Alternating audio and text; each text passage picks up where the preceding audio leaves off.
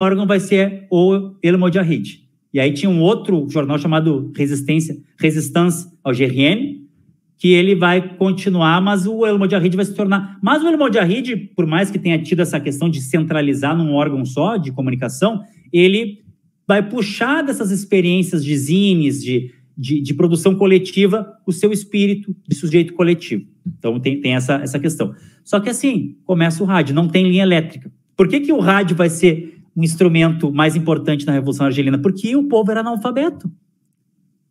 Mais de 75% do povo argelino era analfabeto. E os franceses, com a sua balela, né, de missão civilizadora, não, nós trouxemos a ciência, as escolas, os hospitais, só que 70% do povo argelino era analfabeto. E a rádio tinha uma penetração muito maior no povo. E aí o que acontece? Não tinha linha elétrica, a rádio era pilha. Quando os franceses viram a importância da rádio rebelde, proibiram a venda de pilhas, baterias. Se tu fosse pego com qualquer tipo de medicação para cirurgia ou pilhas, tu era preso pelo exército francês. Eles queriam combater o uso do rádio. E aí eles começaram com algo mais sofisticado que poucas pessoas têm ideia. Na Guerra da Argélia, de 54 a 62, os franceses fizeram guerra de ondas. Nós chamamos de jamming.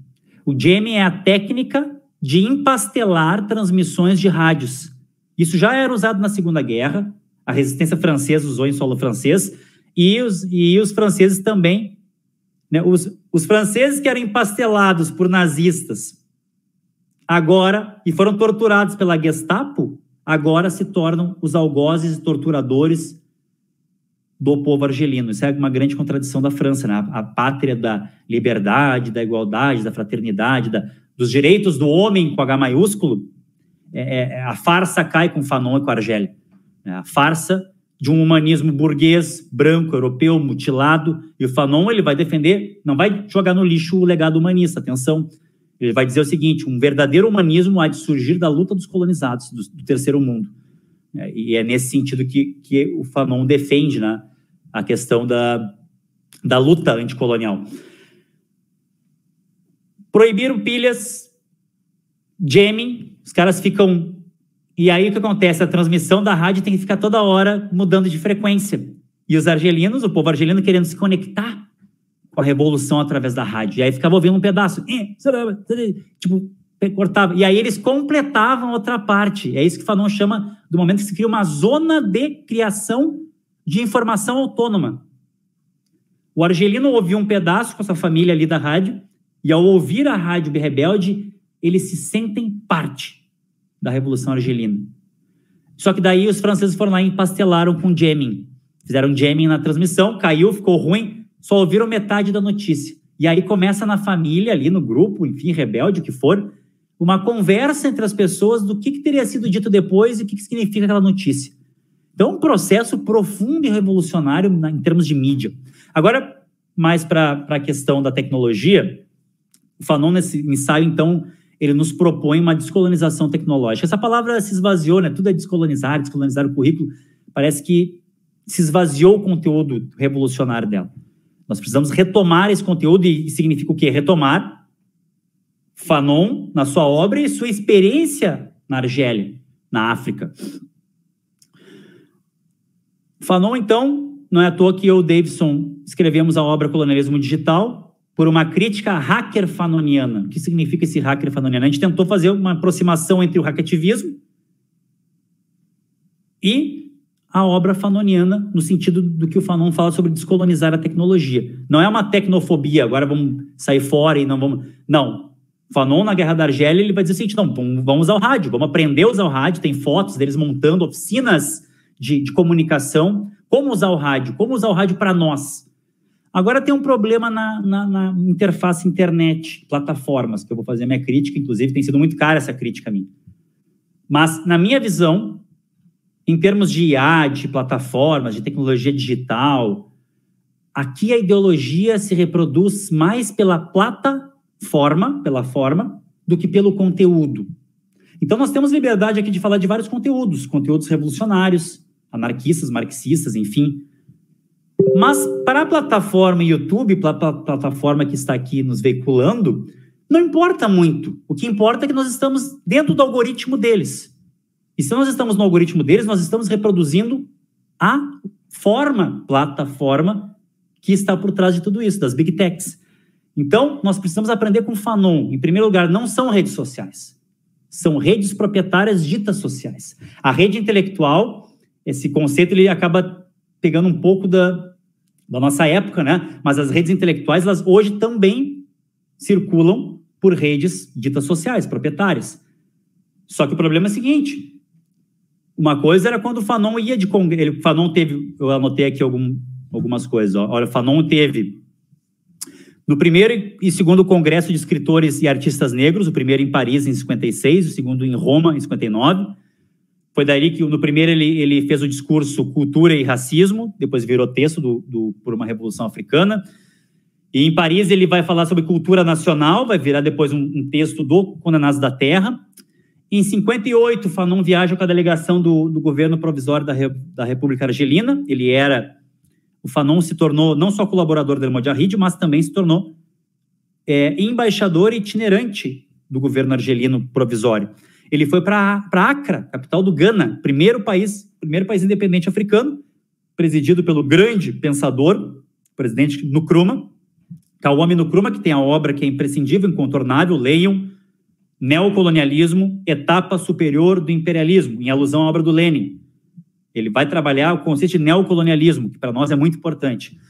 E ele vai para Accra, em Gana, no All African People's Congress, e visita pela primeira vez um país africano sul-saariano. Ele vai para o Cairo, depois vai para Lisboa, fortalece conexões da luta contra o colonialismo português. Então, o Fanon ele circula com a sua presença corpórea, porque a circulação de ideias ela pode se dar pela interface do livro, de repente um livro chega numa biblioteca, isso na época analógica, estou falando, ou pela presença, a influência é pela presença. O Fanon esteve lá, falou, inclusive destoou bastante de outros oradores e oradoras. E então, o que acontece é o seguinte, há uma diferença quando você circula ideias por interfaces analógicas e quando você circula ideias pela interface digital. Por quê? Porque a interface digital ela é dominada por corporações imperialistas, Big Techs, que extraem nossos dados. Tu não tem nem a paz de ler um livro. Quando você lê o livro analógico aqui, estou lendo o livro, não tem nenhum tracker, nenhum rastreador. Eu vou contar uma coisa para vocês. Eu tive que comprar um livro daquele, como é o Kobo, né? Que era da cultura, eu acho, é o Kobo. Eu tive que comprar 2 livros. Um é um livro muito importante, não foi traduzido ainda, é o Figuras da Revolução Africana, do Boamama, historiador argelino Boamama. Figure de la Revolution Africaine. Tomara que eles traduzam esse livro. Fanon está num dos capítulos. E o outro livro é o Écrits, esse livro que a Ledecovert lançou. O Écrits, os escritos sobre alienação e liberdade, do Fanon. E eu estou lá lendo o livro no software Kobo, dentro de um tablet, e aí eu quero tirar uma citação e mandar para o meu editor de texto para poder trabalhar a citação, enfim, né? Estou fazendo a minha criação ali acadêmica, para a minha produção. E aí eu não acho como dar um simples Ctrl+C, Ctrl+V, copiar e colar, eu não consigo. E aí não acho no Kobo, mas eu acho rapidamente um botão que manda essa citação para o Facebook.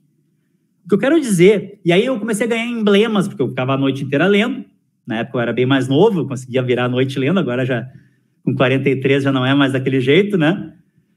O cara tomava guaraná, tomava mate, tomava não sei o quê, e agora eu não posso mais fazer isso, eu tenho que acordar de manhã cedo e ler das 8 da manhã até as 2 da tarde, porque senão eu fico ferrado. Até os 30 e poucos eu conseguia virar a noite. E aí eu virei noite, aí eu comecei a ganhar emblemas. Emblema, o leitor da madrugada. Emblema, o que mais sublinhou. Aí eu me dei conta. É o que o Byung-Chul Han fala em psicopolítica. Nós estamos sendo extraídos, psicopoliticamente explorados, nosso inconsciente, que agora está se tornando inconsciente digital, e é por isso que a gente está adoecendo em massa. Porque pela primeira vez, com o uso de Big Data, e micro-targeting, microdirecionamento, nós estamos com fábricas que modelam comportamentos. Modulação de comportamento, no mínimo. Não é à toa que o método Bannon funcionou tanto, né? Recolhendo Big Data, segmentando o microdirecionamento de conteúdos específicos para aquele indivíduo que quer ouvir exatamente aquilo. Isso foi desenvolvido pela economia da atenção, foi desenvolvido pelas Big Techs, e agora está aí a questão da PL, né? Os caras não querem perder o dinheiro deles. Está aí o que eu estou falando, quer dizer, os caras estão a favor do bolsonarismo. Para eles, nazismo, bolsonarismo, se der grana para a economia da atenção, se der clique, foda-se. Vamos ganhar dinheiro com isso aí. E é aí que está a grande questão dessas redes proprietárias. Nós precisamos conhecer o movimento do software livre. Eu não estou dizendo para abandonar as redes proprietárias, porque se abandonar, o efeito é nefasto. Nós vimos com o bolsonarismo e o tecnofascismo. Eu acho que nós temos que, infelizmente, pagar o preço e continuar disputando as redes proprietárias. Mas nós precisamos criar novas redes, redes livres, descentralizadas, como o Join Diaspora, o Mastodon.social, o GNU.social. Eu mesmo fiquei 6 anos completamente fora de rede proprietária. Na época, o Telegram era, né, considerado aplicativo hacker. Eu tenho até hoje o ProtonMail, e-mail, usava o disroot.org como nuvem. Como é que é o outro servidor lá, hacker, anarquista, eu esqueci agora, além do Disroot, que tem e-mail também, tem e-mail criptografado, esses serviços. E então, só que assim, lá nessas redes, o que tu tinha? Tu não conseguia, digamos, conversar com muita gente além daquela bolha ali. Eram hackativistas, eram anarquistas em geral, um que outro marxista, pouquíssimos, né? E aí o que aconteceu? Né? Com o fenômeno do bolsonarismo, no YouTube, em todas essas plataformas proprietárias, nós nos damos conta que é necessário disputar, mas tem que saber o preço disso.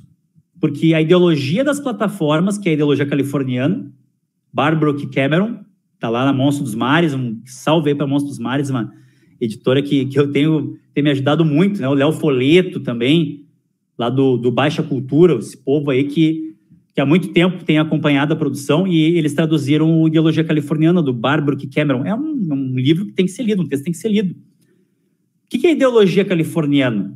Essa é a ideologia das Big Techs. O leitor falou em pós-fordismo, né? No Fordismo nós temos, e o Byung-Chul Han entra nisso também, no Fordismo nós temos o quê? Uma sociedade da disciplina, punitiva, do não, da negatividade. E na escola esse paradigma se reflete. A escola lá do Another Brick in the Wall, né? A escola fordista, rígida. Senta! Tu não vai no banheiro agora! Cala sua boca! Senta aí! Eu sou professor há 20 e poucos anos, né, pessoal? Sei muito bem o que eu estou falando. Todo mundo sentadinho, olhando para a nuca um do outro. Cala a boca! E antes, notem, no escravismo, a escola refletia também isso. Com a exclusão da população negra, vocês sabem que a reforma Couto-Ferraz, no seu artigo 69, parágrafo 3, uma reforma da época imperial, ela impediu a população negra de entrar na escola brasileira. Um projeto público de exclusão total, imperial. E nesse sentido, nós temos aí essas questões todas de educação, de colonialismo, perpassando classe, raça e gênero. Então, todos esses elementos, eles estão interagindo. E veio também um outro elemento, a desinformação. Hoje a escola fordista não responde mais ao capitalismo, à indústria 4.0. Né? Olhem o paradigma fordista de escola, aquela coisa mais rígida. Agora não, agora é inovação, disrupção. Agora tem que ser uma escola nova, né? Agora tem que ter gamificação. É praticamente o mantra do coach da pedagogia corporativa colonizando a escola. Essa é a verdade. Vamos falar as palavras diretas aqui. E essa ideologia californiana das Big Techs, ela é uma ideologia um software social, vamos dizer assim, que acompanha a flexibilização, que é a precarização. A acumulação flexível de capital, ela é a precarização e ela acompanha, desde o toyotismo, do just in time, no momento que se fabricaliza a cidade. E essa ideologia californiana, qual é a definição dela? É o seguinte, é uma amálgama bizarro entre liberalismo econômico, tecno-utopia e, pasmem, boemia de São Francisco nos 60, 70.